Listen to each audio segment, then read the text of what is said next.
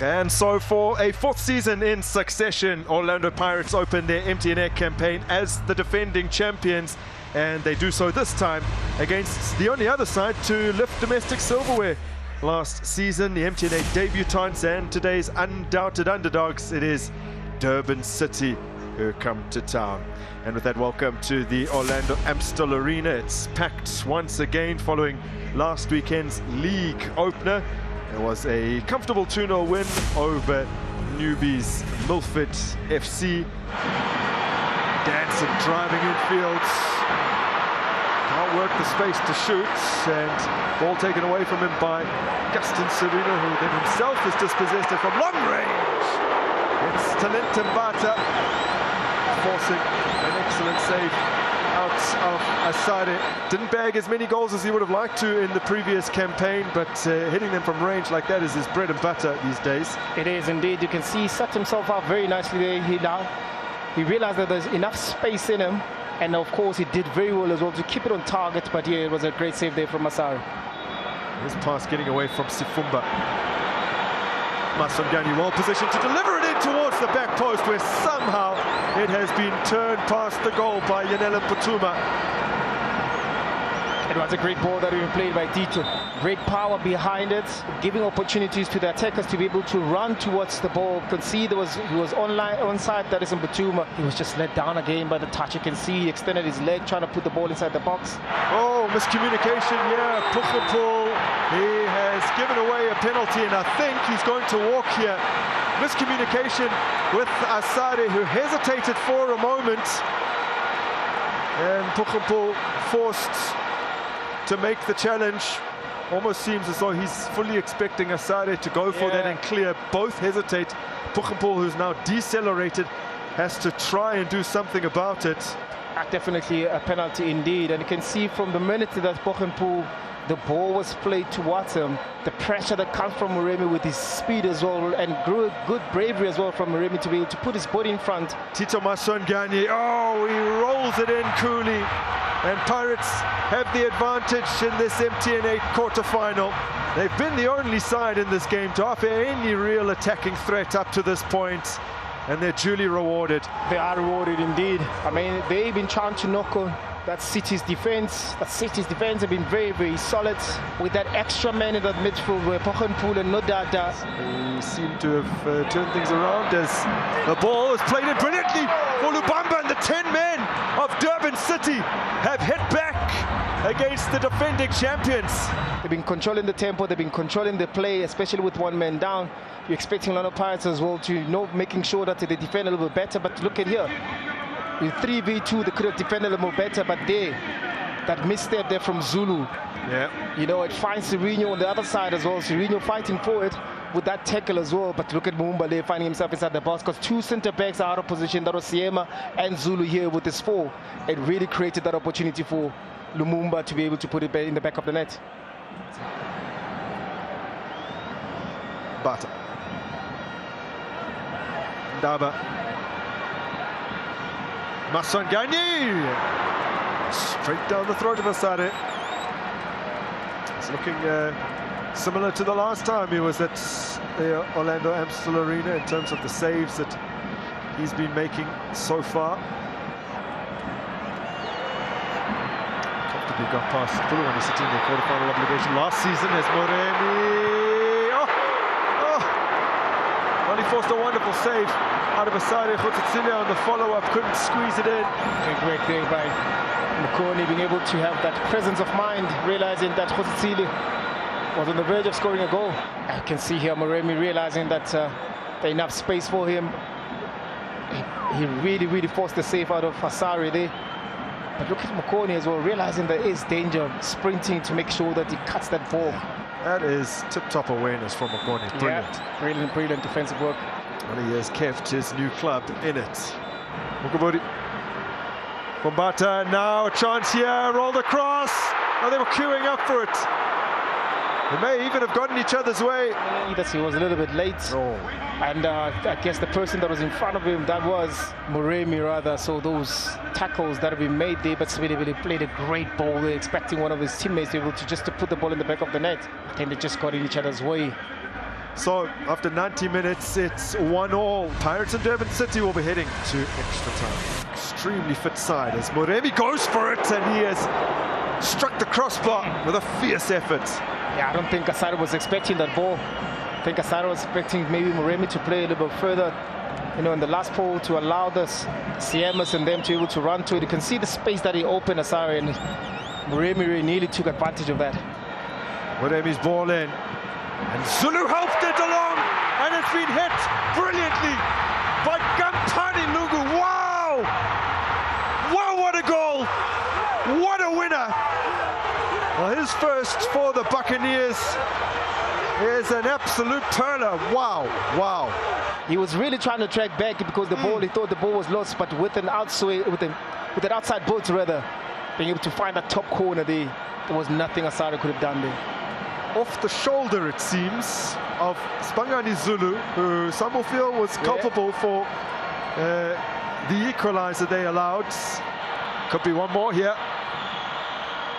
Radiapane! That's yet another save for Asare. Very little he could do about that winner. Durban City's goalkeeper kept Orlando Pirates at bay until the 120th minute, where Gampani Lungu, who had been thrown on as a substitute, hit it as sweetly as you can hit a ball. And Orlando Pirates, the reigning champions, stay in search of a 5th successive MTNA title. But Orlando Pirates, the defending champions, go marching on. They win 2-1. Coach, thank you very much for your time. 120 minutes it took. What did you make then of the performance today? Look, we knew that the MTN Cups, match cups, are very difficult. We expected this kind of opposition. If I have to speak about the game, I think that we did the game that we wanted, you know, in terms of the control, in terms of chance creation, maybe more in the second half. The guys had the monopoly of the ball. We wanted to play the game with intensity, the tempo. I think we really dominated this game. We could have finished that game before, but it's like that. We went until the extra time, and I have to give credit to my boys. They were absolutely fantastic in terms of mental strength, personality, character in the game. And yeah, we saw that it's this season Orlando Pirates, you know, we will continue because mentally we're strong. We show it at the end that we can go until 120 minutes, but the resources, the fitness is there.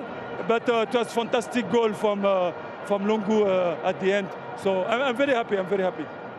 What did you make then as a team of the period where you were playing against 10 men, particularly early in the second half? Once they equalized, what did you as a coach, standing on the pitch side, make of how you as a team managed that period?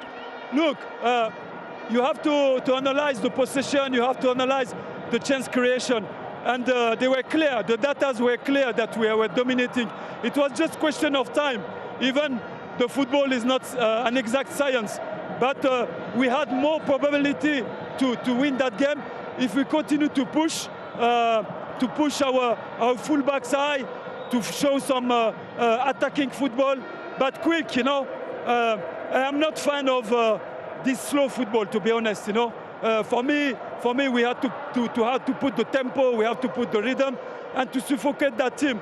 Okay, they play the low block, but even with this low block, for people who think that we have a problem with low blocks, I don't think so.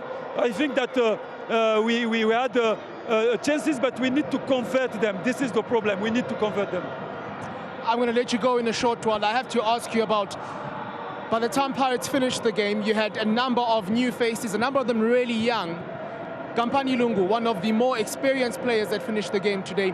How important do you think he was just in that period in trying to manage a lot of younger players who perhaps haven't been in this position before? No, first of all, I want to give credit to the policy of Orlando Pirates. I already said that this club has the magic to go to find local talent and to bring him to local diamond and to polish this diamond and to bring him to the high level. And it's not something new. I'm just part of the process, and I continue the policy of the club. And when I have the possibility to bring some young talent, to give them the opportunity to help us, I think I will do it. But be careful. Saying that, I'm not here to give flowers to people because they are young. You have to show me in training. You have to show me that you're hungry. You have to show me that you want to bring something to Orlando Pirates. As long as I see this capacity to bring something, for sure, I will not hesitate to bring talent, because I've been in that position. I've been through in the League One game at 18 years old. So for me, it's not a problem. All the best for midweek in the league. Congratulations for making it through to the semi-finals. Thank you very much. Thank you. Coach, thank you very much for your time. What's the overriding feeling right now? Is it disappointment of conceding late, or a bit more pride in just how your boys applied themselves today? For sure, disappointing if you play 120 minutes and you are closer to being to finish the game and you concede with strategic ball in the last minutes. I think if they continue to play until tomorrow, they will not score. So it was everything clear. We was defending very well. I'm proud of the performance of the player, the fighting, the spirit that they played with. Moving forward, I think that's the energy that we need to keep. I know that next week we'll have 2 crucial games, but after this 120 minutes, it will be a little bit tough for us physically, so we need to take rest and to prepare probably next 2 games. Just how much of a disturbance to your plans was that red card and that situation as it played itself out? I think the worst situation for the coach is to have red card and to concede goal in the same minute. So it was penalty, red card, so they changed everything.